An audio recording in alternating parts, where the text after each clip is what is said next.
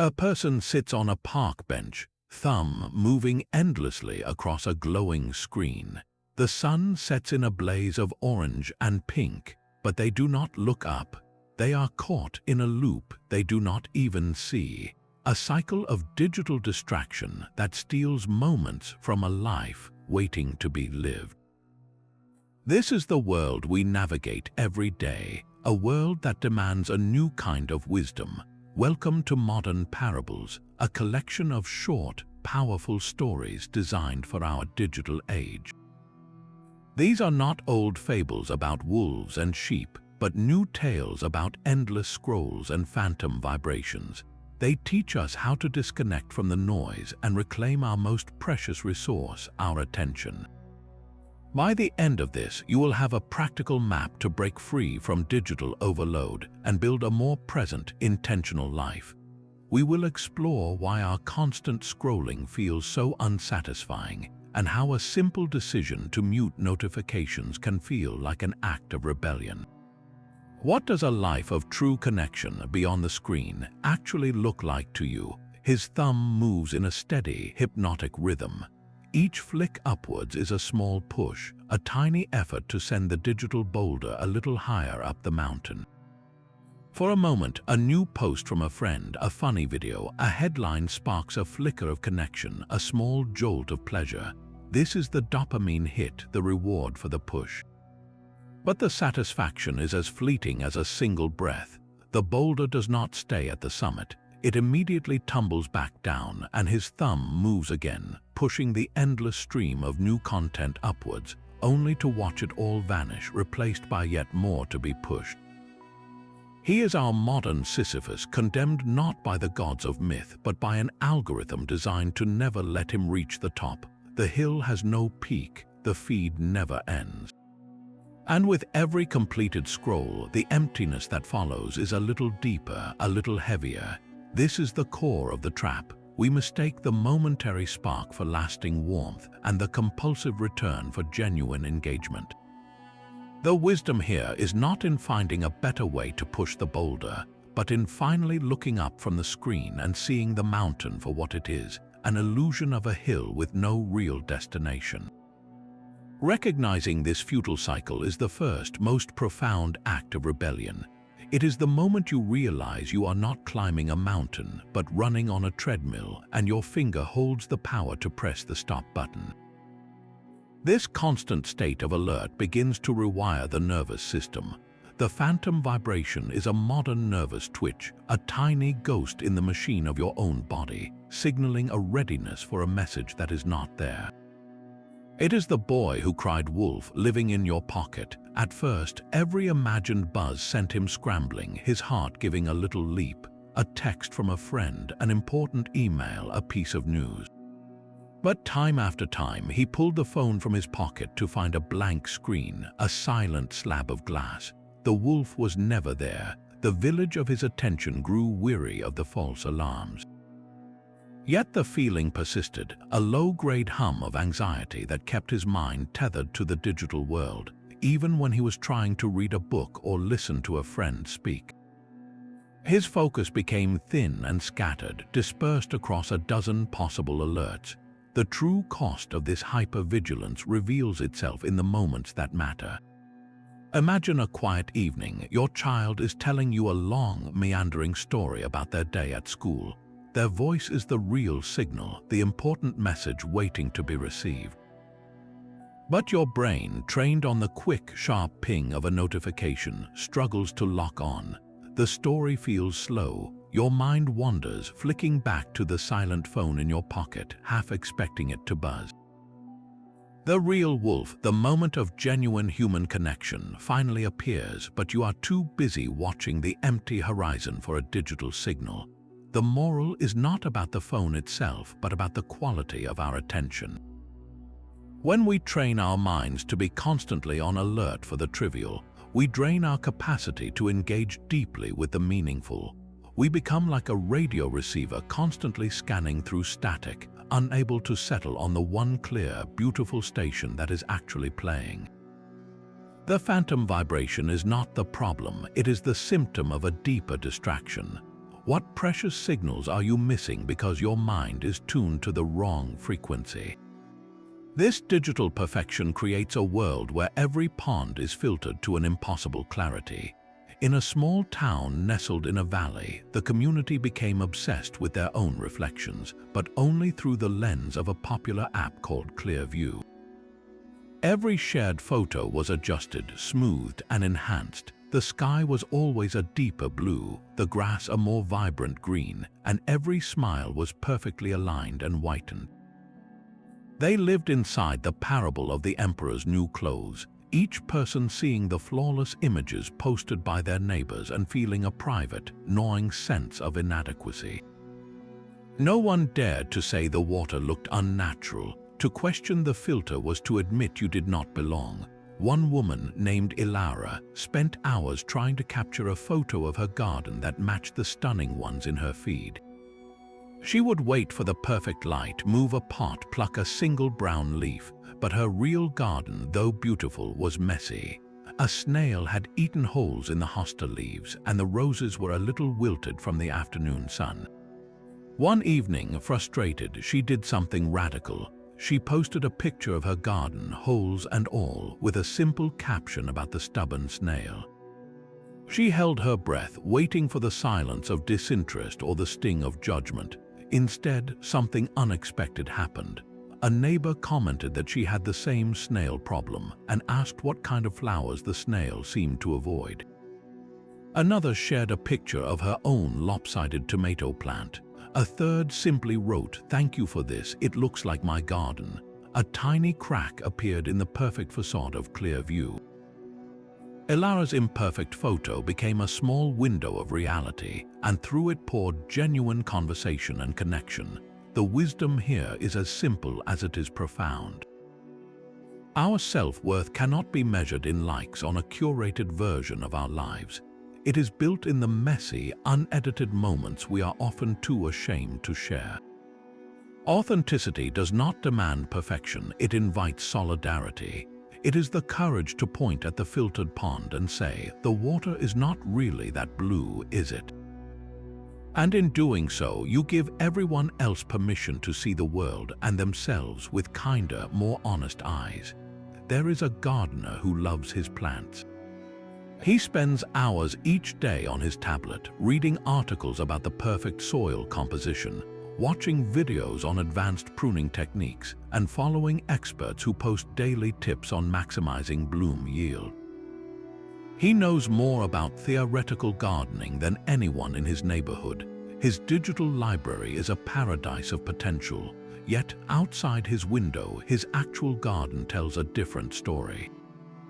The leaves on the tomato plants are curling inward, brittle and brown at the edges.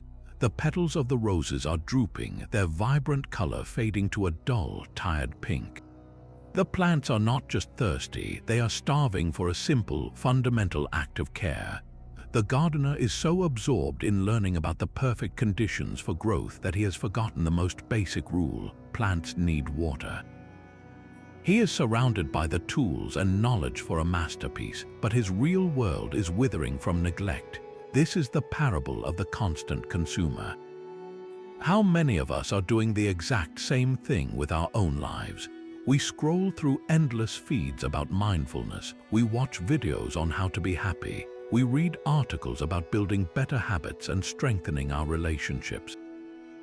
We are collecting information about living well, mistaking the accumulation of knowledge for the act of living itself. But knowledge without action is like a seed left in the packet. It has potential, but it will never bear fruit. The gap between knowing and doing is where our real lives either flourish or fade. The lesson is not that the information is bad, but that it is a map, not the territory. You cannot admire a map of a beautiful forest and claim to have felt the sun on your skin or smelled the damp earth. At some point, you must put down the map and walk into the trees.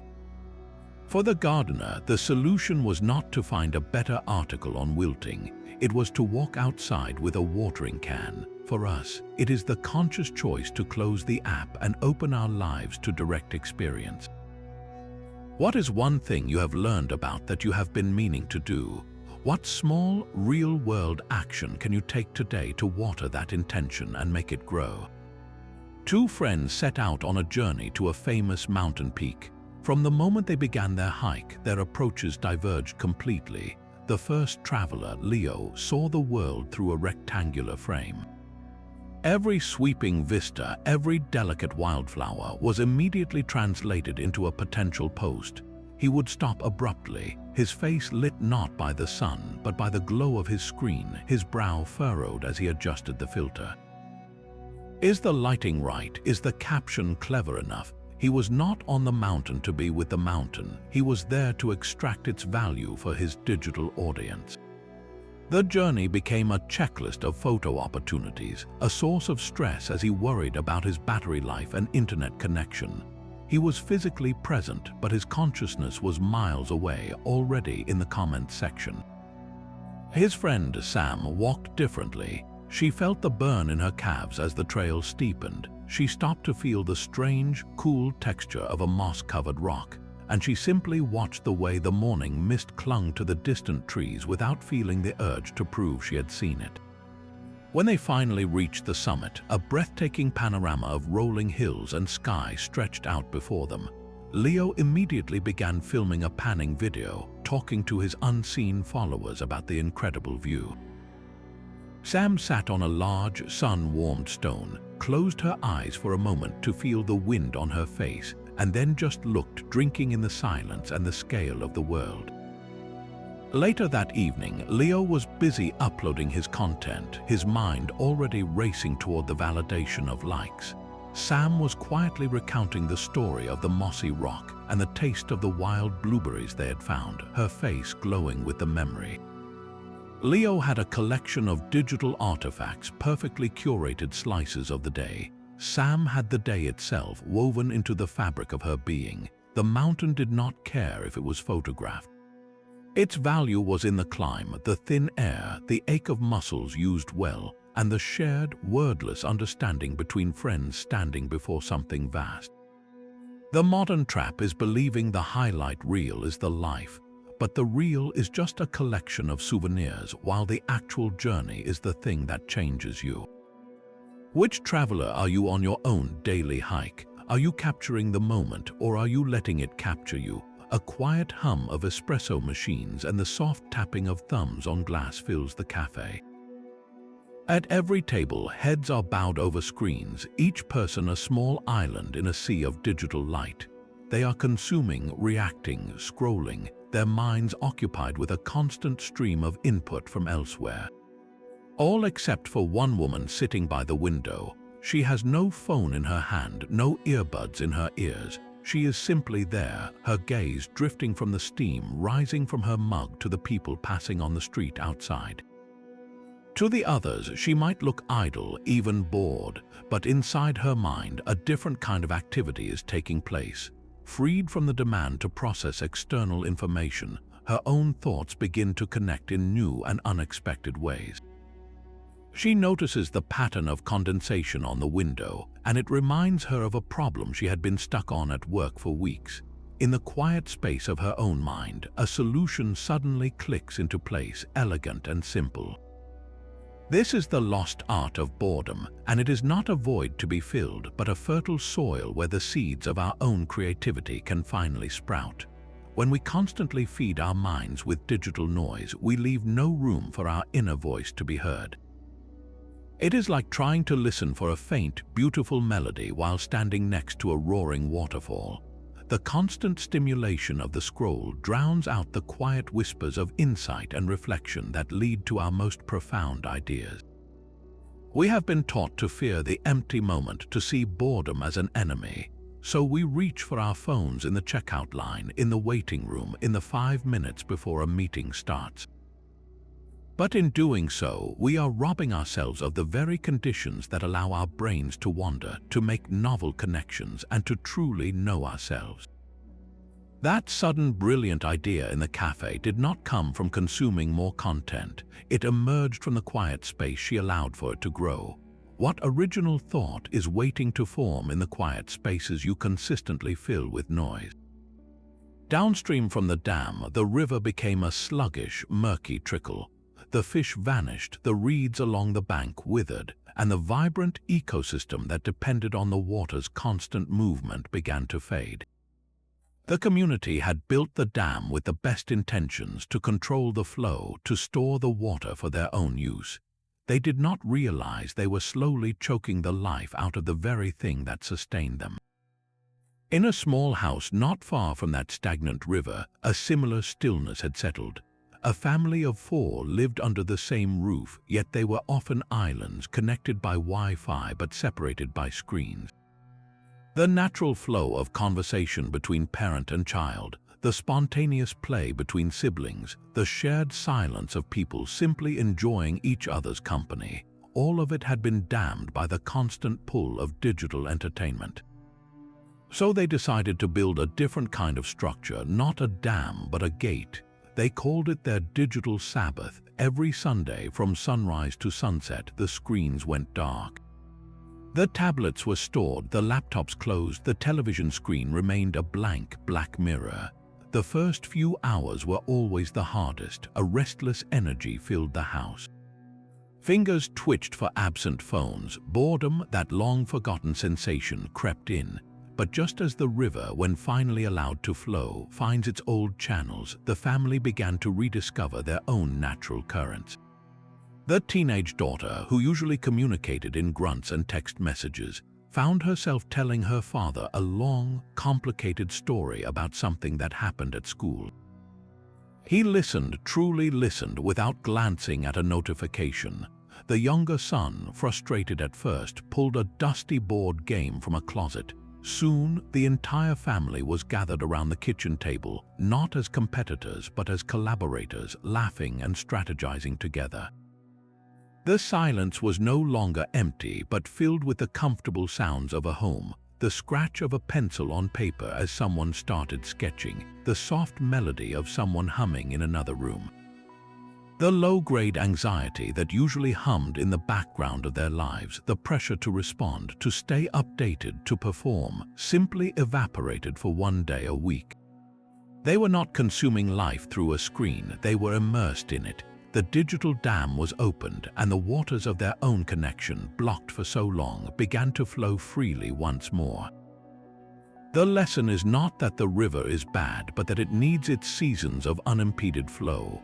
A life of constant connection without pause becomes like that stagnant pond downstream.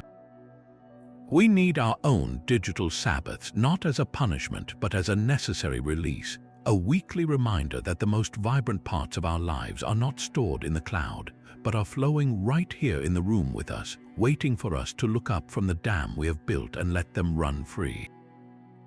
The village square once buzzed with the sounds of real life, the clang of the blacksmith's hammer, the laughter of children playing tag, the murmured conversations of neighbors. Now a different sound dominated, a chorus of cheerful, insistent chimes. It was the Piper app, and its notification bell was the new town crier. Each ring promised something delightful, a new message, a trending video, a friend's update. And just like the children of Hamelin, the villagers felt an irresistible pull, dropping their tools, abandoning their conversations, and following the sound into a glowing screen. One man, a carpenter named Ben, watched this happen day after day. He would be in the middle of measuring a piece of wood, his mind focused on the line and the angle when the chime would ring out. His hand would twitch, his focus shattered. He would tap the screen, and 10 minutes later he would look up, the measurement forgotten, his train of thought a distant wreck. The piper was leading him away from his craft, pulling him from conversations with his wife, and stealing the quiet moments he used to have with his own thoughts. He was not living his life, he was just responding to its bells. The decision felt radical, almost rude. He went into the app's settings and pressed the mute button. The silence that followed was jarring. For the first hour, his mind was a frantic creature, jumping at the absence of the expected chime. He felt a phantom urge to check his phone, a deep-seated anxiety that he was missing something vital. This was the withdrawal, the pain of breaking a habit that had been carefully engineered into him. But then something shifted. the silence in his workshop ceased to be empty and became spacious. His mind, no longer fractured by constant interruptions, began to settle. He found a rhythm in his work, the smooth push and pull of the saw, the satisfying tap of the hammer. He completed a cabinet door in one focused session, the wood grain flowing in an unbroken line, a small masterpiece of uninterrupted attention. That evening, he sat with his wife on the porch. The sun was setting, and the only sounds were the crickets and the wind in the trees. He realized he was not waiting for a notification, not half listening while planning his next digital check-in. He was just there, fully present. The piper had not been leading them to a mountain of treasure, but into a cave of endless distraction. The wisdom is not in hearing the bell, but in recognizing who holds the leash. Every ping is a tiny request for your time, your focus, your very consciousness. Muting the notifications is not missing out, it is locking the door to your own mind. It is the deliberate choice to stop following the piper's tune and start composing the melody of your own day. What is the one notification you could silence right now to reclaim a sliver of your attention? The silence at the dinner table was broken only by the clink of silverware and the soft, rhythmic tapping on glass screens. 4 people sat together, a family physically assembled around a meal, yet emotionally they were scattered across distant digital landscapes.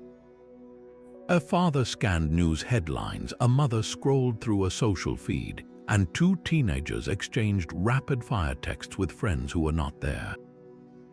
The warm, fragrant steam from the broken bread in the center of the table rose into a space devoid of conversation, a shared meal that was not being shared at all. This was the modern table, a place of physical proximity and profound emotional distance, where the glow of the screen cast a chill over human connection. Then, one evening, a simple rule was introduced. Before the meal began, a small basket was placed at the center of the table. No phones at dinner, someone said. The devices were relinquished one by one, not without a few sighs and lingering glances, creating a tangible void where distraction used to live. At first, the silence felt awkward, a vast emptiness waiting to be filled.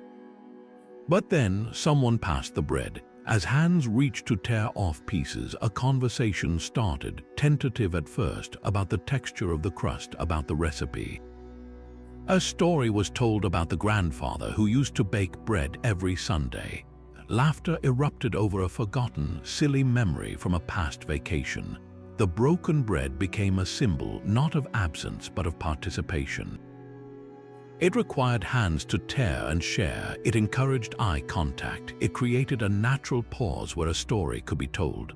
The warmth in the room was no longer just from the food, but from the genuine, undivided attention flowing between them. The screen divides us because it pulls our focus inward toward a personalized world of content. A shared meal unites us because it demands we turn our focus outward toward the people and the experience right in front of us. It is in these device-free moments that the foundation of strong relationships is built, one story, one laugh, one piece of broken bread at a time. The cold, silent dinner is a transaction of calories and information. The warm, lively one is a ritual of nourishment and connection. Which version of the table are you creating tonight? These stories are not just observations, they are a call to action. The distance between knowing you are distracted and living a more focused life is bridged by small, deliberate choices. Let us translate the parables into a practical map you can start using today. First, establish specific phone-free hours. This is the digital Sabbath in daily practice. Perhaps it is the first hour after you wake up, protecting the quiet potential of the morning. Maybe it is the hour before bed, creating a buffer for restful sleep. This single act carves out a sanctuary of time for your own thoughts to emerge. Second, use app timers. Your phone's operating system has built-in tools to limit your time on specific applications. Set a timer for 20 minutes on your most distracting social feed. When the timer ends, the app becomes inaccessible. This is not a punishment, it is a fence at the top of the cliff, a simple boundary that protects you from the endless scroll. Third, create a charging station outside your bedroom. The phantom vibration loses its power when the device is not within reach. By leaving your phone to charge in another room overnight, you reclaim your space for rest and intimacy. You wake up to your own life, not a list of notifications. Finally, practice single tasking. When you eat, just eat. When you walk, just walk. When you talk to someone, give them your full attention. This is the wisdom of the broken bread applied to every moment. It is the deliberate refusal to let the digital world fragment your focus. Remember, this is not about abandoning technology. It is about developing a more mindful and intentional relationship with the tools that are meant to serve you, not rule you. The goal is to move from being a passive consumer of digital noise to becoming the conscious architect of your own attention. Which of these small gates will you build first to protect the flow of your own life? The wisdom from these stories is not a secret to be unlocked, but a simple truth to be remembered. Our attention is the most valuable currency we possess, and we have been spending it carelessly. The parable of Sisyphus teaches us to abandon the futile scroll. The phantom vibration warns us of a fractured focus, and the filtered pond reveals the hollow prize of a curated life. We learned from the gardener that knowledge without action is meaningless, and from the two travelers that the highlight reel is a poor substitute for the journey itself. The cafe reminds us that our best ideas are born in quiet. The digital Sabbath shows us how to undam the river of our own connection, and the piper's bell reveals who truly holds the leash to our minds. The broken bread at the dinner table is the ultimate symbol, a call back to the fundamental human ritual of shared presence. These modern parables are not ancient relics, they are living tools for self-awareness in a world designed to distract you. They map the path from digital overload to a life of intention. The final step is yours to take. I challenge you to choose one story from today that resonated most deeply with you, and for the next 7 days, live its lesson. If it was the parable of the gardener, put down the article and water one real intention. If it was the story of the muted piper, silence one disruptive notification for good. If it was the broken bread, reclaim one meal as a device-free sanctuary. Your journey back to yourself begins with a single, conscious choice. In the comments below, share which parable you are choosing and what small gate you are building in your own life. Your story could be the spark that helps someone else find their way. And if you are ready for more guidance on living a balanced life, subscribe to this channel for the next chapter in our modern book of wisdom.